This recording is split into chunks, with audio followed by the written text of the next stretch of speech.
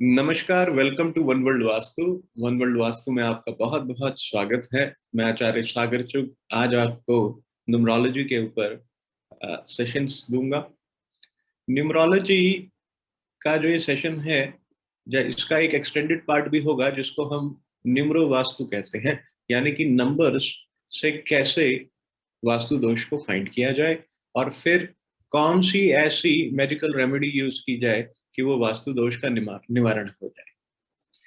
आज से कुछ समय पहले तक न्यूमरोलॉजी के बारे में बहुत कम ही लोग जानते थे। पिछले कुछ वर्षों में न्यूमरोलॉजी का बहुत ही ज्यादा बूम हुआ है। अब सवाल ये आता है कि क्या न्यूमरोलॉजी का कोर्स करना जरूरी है, क्या ये पढ़ना जरूरी है हमारे जीवन में? क्योंकि कई सारे मित्र हैं जो एस्ट्रोलॉजी किए हुए हैं, कईयों ने वास्तु भी कर लिया है। अब सब्जेक्ट ये आता है कि क्या न्यूमरो करना चाहिए कि नहीं करना चाहिए। आपके भी मन में ये होगा कि आप न्यूमरो क्यों कर रहे हैं। तो बहुत तरह के रीजंस होते हैं न्यूमरोलॉजी का कोर्स करने का। कई लोगों के लिए रीजन ये होता है कि उन्हें नंबरों पे ट्रस्ट हो जाता है, उन्हें विश्वास हो जाता है कि एक फलाना नंबर उनकी लाइफ में बार बार आता है, और जब जब वो नंबर आता है उनके जीवन में कुछ घटित होता है। या तो कुछ अच्छा घटित होता है या कुछ उनका हित कर जाता है। तो दूसरे प्रकार के लोग ये होते हैं जिन्होंने YouTube पे बहुत सारा न्यूमरो के बारे में सुन लिया है, और अब वो इतना ज्यादा सुन चुके हैं कि अब उनका इंटरेस्ट डेवलप हो चुका है। तीसरे प्रकार के वो लोग हैं जो इसको अपना प्रोफेशन बनाना चाहते हैं। तो आप सभी लोगों का, आप जो भी कैटेगरी में हैं इनमें से, चाहे आप हॉबी वाले भी हैं, आपका बहुत बहुत स्वागत है मेरे कोर्स में। मैं उम्मीद करता हूँ कि जितनी गुरुदेव की कृपा से मेरे अंदर क्षमताएं हैं, मुझ में गुरुदेव द्वारा दिया गया ज्ञान है, मैं उसको आप तक बहुत ही अच्छे से सिंपलेस्ट वे में डिस्क्राइब करूं, एक्सप्लेन करूं, और कोशिश करूं कि वो ज्ञान आपके भीतर आत्मसात हो जाए। नंबर्स का बहुत जबरदस्त खेल है हमारे जीवन में। जैसे ही कोई व्यक्ति जन्म लेता है, उसके साथ नंबरों की कोलैबोरेशन शुरू हो जाती है। नंबर्स वाइब्रेट करते हैं।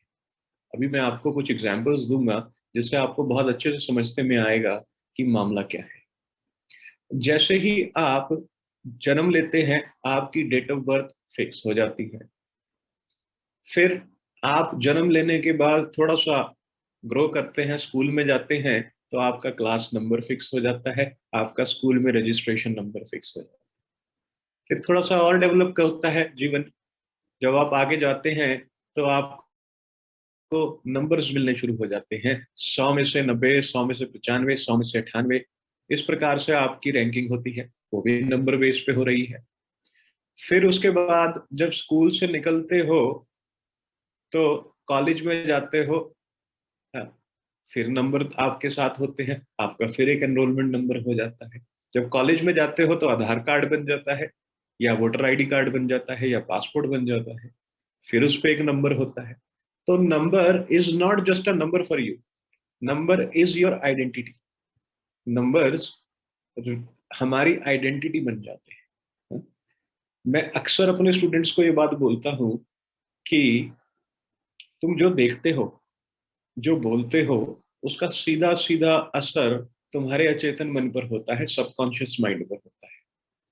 अपने ने वास्तु के लेक्चर्स और एस्ट्रोलॉजी के लेक्चर्स में भी इसके बारे में अध्ययन किया कि कैसे आ, जब आप कुछ डिजायर करते हैं और उसके बारे में बार बार सोचते हैं, तो अचेतन मन को एक कमांड जाती है, और वो अचेतन मन मैनिफेस्टेशन में लग जाता है आपकी डिजायर्स के।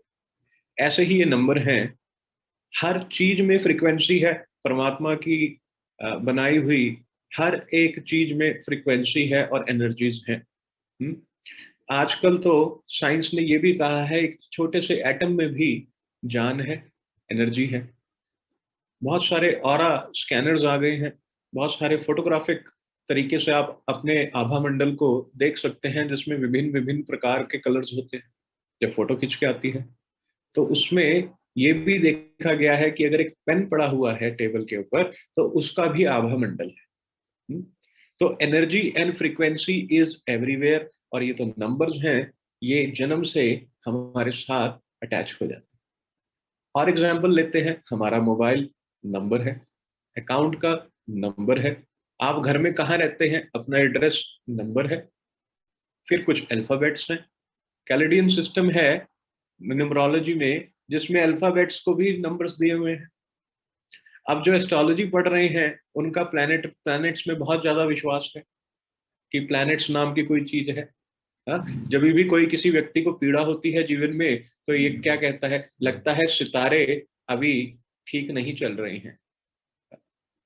पर वो सितारों की जो गणना है वो भी नंबर्स के बेसिस पे है। 12 भाव, 12 राशियां, प्लैनेट्स और प्लैनेट्स के भी नंबर। इसके बारे में अपन आगे चर्चा करेंगे कि क्या मामला है।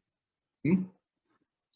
बहुत जरूरी है कि किसी भी साइंस को पढ़ने से पहले उसके अंदर एक बिलीफ सिस्टम लेकर आना कि इट वर्क्स।